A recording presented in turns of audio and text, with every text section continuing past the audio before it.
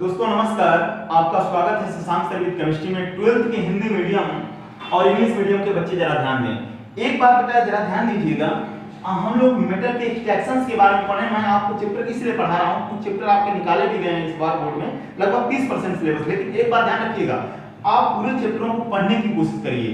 जो भी उनका ब्रीफ होता है, कहीं पर कुछ चीजें आ जाती हैं ना होने के बावजूद भी, इसलिए जो इंपॉर्टेंट चीजें हैं उसका मैंने आपको लगभग बता दिया है इसमें मेटलर्जी में। तो ये चीजें आपको पूछी जाएगी तो आप उसमें घबराइएगा मत, देख सकते हैं। और दूसरी सबसे बड़ी चीज होती है कि हमारे पास नॉलेज भी होनी चाहिए कोई चीज का। अगर कोई चीज हम आगे कंपटीशन भी करना चाहते हैं या उसको देखना चाहते हैं तो ये चीजें आपको वहां मिलेंगी, तो कम से कम ये हमें अफसोस ना हो कि हमने पढ़ा नहीं है। अब इसके बाद हम लोग शुरू करेंगे, अब लगभग खत्म होने वाला है, इसको मैं अब यहीं एंड करूंगा। और इसको खत्म करने के बाद जो भी चीजें आती रहेंगी बीच में हम बताते रहेंगे। इस ब्रीफ इसलिए बता दिया मैंने कि कहीं पर अगर आपसे पूछा जाता है तो आप ये ना कहो कि हमने पढ़ा नहीं है, ठीक है। इसके बाद बीच में हम बताते रहेंगे। और एक बात ध्यान रखिएगा, इसके बाद हम लोग शुरू करेंगे कोऑर्डिनेशन कंपाउंड, जिसको उपसर्ग संयोजी यौगिक कहा जाता है, जो एक बेहतरीन चैप्टर है आपके यहाँ। उसको शुरू करने के बाद फिर आगे जो भी आती रहेंगी चीजें, उसके बाद ऑर्गेनिक बताया जाएगा, तो चैप्टर आपका आगे चलता रहेगा। अब देखिए, मैंने आपसे बताया था कि एक बात जरा ध्यान देना कि कल हमने जिक्र किया था स्मेल्टिंग के ऊपर। स्मेल्टिंग का मतलब होता है प्रगलन। सबसे पहले आप लोगों ने सीखा था कि ओर का कंसंट्रेशन कैसे किया जाता है, यानी कॉपर का सबसे प्रिंसिपल और कॉपर पायराइट होता है तो उसका हम एक्सट्रैक्शंस कैसे करेंगे। कॉपर का सबसे प्रिंसिपल होता है। इसके बाद आप लोगों ने सीखा था कि कंसंट्रेशन कराने के लिए हम लोग फ्रोथ फ्लोटेशन प्रोसेस यूज कर रहे थे। फ्रोथ फ्लोटेशन को फेनोक्लोन विधि कहा जाता है। और फ्रोथ फ्लोटेशन प्रोसेस मेन रूप से प्रिंसिपली उनके लिए होती है जो लोग सल्फाइड होते हैं। और कॉपर पायराइट का फार्मूला आपको अच्छी तरह पता है कि CuFeS2 होता है और कॉपर पायराइट एक सल्फाइड होता है, इसलिए इसका कंसंट्रेशन कराने के लिए हमने आपसे कहा था कि फ्रोथ फ्लोटेशन प्रोसेस यूज किया जाता है। दूसरी चीज यहां पर आप लोग देख रहे होंगे, इसमें तांबा भी है, आयरन भी है और सल्फर भी है, यानी यही कॉपर भी है, सल्फर भी है और आयरन भी एक ऐसा और होता है। दूसरी चीज एस का जो कंसंट्रेशन था, मैंने आपसे कहा था किसी भी ओर के इंप्योरिटी को बाहर करना उसका कंसंट्रेशन कहलाता है। We can remove the impurity from the ore, that is called the concentration of ore. इसके बाद आप लोगों ने रोस्टिंग सीखा था। रोस्टिंग में मैंने आपसे कहा था कि जो सल्फाइड ओर होता है ये कहीं ना कहीं ऑक्साइड ओर में कन्वर्ट हो जाता है और इसी प्रोसेस को रोस्टिंग कहा जाता है, भर्जन कहा जाता है। रोस्टिंग और कैल्सिनेशन, इन दोनों में अंतर ये है कि यहाँ पर सल्फाइड और ऑक्साइड में कन्वर्ट होता है और जहां पर कैल्सिनेशन होता है, जहां पर विस्थापन होता है, वहां पर कार्बोनेट ओर, कार्बोनेट ओर का मतलब CO3-2 जहां पर होता है, ये ऑक्साइड ओर में कन्वर्ट हो जाता है। और इस प्रोसेस को, इसका एग्जांपल भी हम लोग लेंगे, इसको कहा जाता है कैल्सिनेशन, विस्थापन। और एक बात और ध्यान रखिएगा, ये प्रोसेस जो आपकी होती है कैल्सिनेशन की, एयर की एब्सेंटी में होती है और एयर की प्रेजेंटी में होती है। हम लोगों ने सीखा था कि कॉपर पायराइट जो था रोस्टिंग के दौरान किसमें चेंज हो रहा था, क्योंकि रोस्टिंग इसलिए पढ़ेंगे क्योंकि सल्फाइड हो रहा है। कॉपर पायराइट पहले चेंज हुआ था आपका क्यूप्रस सल्फाइड और फेरस सल्फाइड में। फिर वहां पर आप लोगों ने देखा था कि क्यूप्रस सल्फाइड एयर की प्रेजेंटी में क्यूप्रस ऑक्साइड में चेंज हो रहा था। फिर फेरस सल्फाइड आपका फेरस ऑक्साइड में चेंज हो रहा था। फिर आप लोगों ने देखा था कि वहां पर कुछ इंप्योरिटी आ रही थी सल्फर और आर्सेनिक की, जो उनके ऑक्साइडों में बाहर हो रही थी। तो ये सब चीजें हम लोगों ने वहां पर देखी थी। एक बात और ध्यान रखिएगा, हमने आपसे कहा था कि जब आप लोग स्मेल्टिंग पढ़ते हो, जिसको प्रगलन कहा जाता है, प्रगलन का मतलब आपको समझाया था मैंने। प्रगलन का मतलब होता है किसी भी मेटल के ओर का गलना, उसका पिघलना, वो मेल्टिंग कहलाता है, स्मेल्टिंग के नाम से जाना जाता है। और एक बात और ध्यान रखिएगा कि जहां पर भी स्मेल्टिंग हो रहा था, आप लोगों ने देखा था कि सबसे पहले जो Cu2S था, ये किसके साथ रिएक्शन कर, वो Cu2O जो था वो FeS के साथ रिएक्शन करके सबसे पहले इसने क्या बनाया था, चेंज हो गया था Cu2S और प्लस FeO बना था। और मैंने आपसे कहा था कि फिर उसके बाद जो फेरस सल्फाइड हो रहा था, ये फेरस ऑक्साइड में कन्वर्ट हो रहा था। और फेरस ऑक्साइड जो था वो सिलिका के साथ रिएक्शन करके, SiO2 के साथ रिएक्शन करके क्या बना रहा था, FeSiO3। और याद रखिएगा ये प्रोसेस किसकी थी, स्मेल्टिंग की।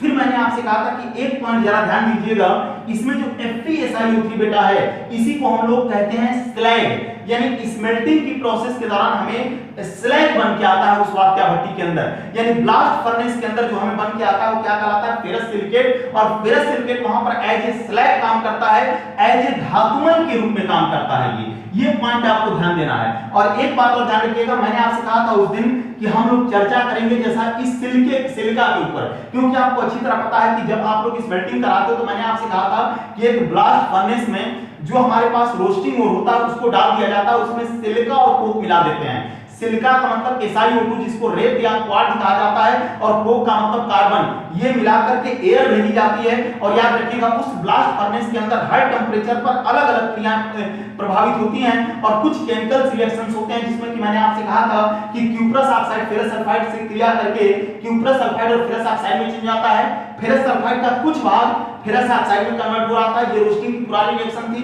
और फेरस ऑक्साइड सिलिका के साथ रिएक्शन करके फेरस सिलिकेट बना रहा था, और याद रखिएगा इसको स्लैग कहा जाता है। ये प्रोसेस करने के बाद, स्मेल्टिंग के प्रोसेस करने के बाद याद रखिएगा उस ब्लास्ट फर्नेस के अंदर, याद रख लो ये पॉइंट जो बताने जा रहा हूं बहुत इंपॉर्टेंट है, उस ब्लास्ट फर्नेस के अंदर Cu2s और FeS इन दोनों का मिक्सचर तैयार हो जाता है। उस ब्लास्ट फर्नेस में जब उस रिएक्शन को कराने के बाद, स्लैग के बनने के बाद Cu2s और FeS का मिक्सचर तैयार हो जाता है। याद रखिएगा बेटा इसको मैट कहा जाता है, मैट, मैट के नाम से हम लोग जानते हैं इसको, MATT मैट के नाम से जाना जाता है। और याद रखिएगा इसी मैट का हम लोग MATT कर कह सकते हैं, मैट का बेटा बेसिमराइजेशन कराया जाता है, बेसिमराइजेशन। इसी मैट का हम लोग क्या कराते हैं, बेसिमराइजेशन कराते हैं। मैंने आपसे कहा था कि सबसे पहले कंसंट्रेशन कराओगे, फिर रोस्टिंग कराओगे, फिर स्मेल्टिंग कराओगे, उसके बाद क्या कराओगे, बेसिमराइजेशन। तो जो आपके पास अगर पूछा जाता है कि ये बताइए आप लोग कॉपर का एक्सट्रैक्शन जब करते हैं तो बेसिमराइजेशन किसका कराते हैं, तो आप बता देना मैट का। फिर आपसे क्वेश्चन किया जाएगा कि मैट में क्या क्या प्रेजेंट होता है, तो आप बताओगे Cu2s और FeS, यानी Cu2s एंड FeS, यानी हम ये कह सकते हैं कि matte is the combination of the cuprous sulphide and the ferrous sulphide. Reaction फिर यहीं से शुरू होती है। और एक बात और ध्यान रखिएगा बेटा, जो हमने आपसे कहा था वहां पर कि कहीं ना कहीं FeO SiO2 के साथ रिएक्शन करके FeSiO3 बना रहा था। FeO जो था वो SiO2 के साथ रिएक्शन करके FeSiO3 बना रहा था। याद रखिएगा जो SiO2 होता है ये बेटा फ्लक्स का काम करता है। फ्लक्स को हिंदी में गालक बोलते हैं। क्या बोलते हैं इसको, गालक। यानी जो हमारे पास SiO2 होता है वो जब FeO के साथ रिएक्शन करके FeSiO3 बनाता है, तो आपको अच्छी तरह पता है कि ये स्लैग का काम करेगा, यानी ये धातुमल अगर बनेगा आपका तो इसको हम लोग क्या बोलेंगे, फ्लक्स बोलेंगे। और याद रखिएगा फ्लक्स भी दो तरीके से होते हैं, एक होता है बेटा बेसिक फ्लक्स और एक होता है एसिडिक फ्लक्स। दोनों याद रखना है आपको। एसिडिक फ्लक्स, फ्लक्स मींस होता है गालक। तो जो गालक होते हैं वो इंप्योरिटी के साथ, इंप्योरिटी का मतलब होता है अशुद्धियां, इंप्योरिटी के साथ रिएक्शन करके, याद रखिएगा flux react with the impurity that prepare the slag, यानी इसको धातुमल बोलते हैं हम लोग। और मेरे कहने का मतलब यह है कि फ्लक्स दो टाइप के होते हैं, एक बेसिक फ्लक्स होता है और एक एसिडिक फ्लक्स होता है। और जो बेसिक फ्लक्स होंगे वो मेटल के ऑक्साइड होंगे, और जो एसिडिक फ्लक्स होंगे वो नॉन मेटल के ऑक्साइड होंगे। यानी इसको अम्लीय गालक और इसको बोलेंगे क्षारीय गालक और इसको बोला जाता है गालक। गालक दो प्रकार के होते हैं और एग्जांपल के तौर पे दे रहा हूं मैं। बेसिक फ्लक्स के अंदर बेटा CO आता है और एसिडिक फ्लक्स के अंदर आपका आता है जाहिर सी बात है SiO2, जिसको सिलिका कहा जाता है। तो ये पॉइंट आपको ध्यान देनी है कि गालक क्या कहा जाता है। और याद रखिएगा गालक उस पदार्थ को कहा जाता है जो अशुद्धियों से क्रिया करके धातु बनाते हैं, यानी flux react with the impurity that prepare the slag. और फ्लक्स है divided in two types, number 1 basic flux, number 1 acidic flux, यानी क्षारीय गालक, अम्लीय गालक। बेसिक फ्लक्स के अंदर कैल्शियम ऑक्साइड आता है जिसको लाइम भी कहा जाता है, और एसिडिक फ्लक्स के अंदर आपका SiO2 आता है। तो इस पॉइंट को जरा ध्यान रखिएगा। इसके बाद हम कल आपसे और कुछ चर्चा करेंगे और इसको बिल्कुल कायदे समझ करके रखिएगा। Thank you.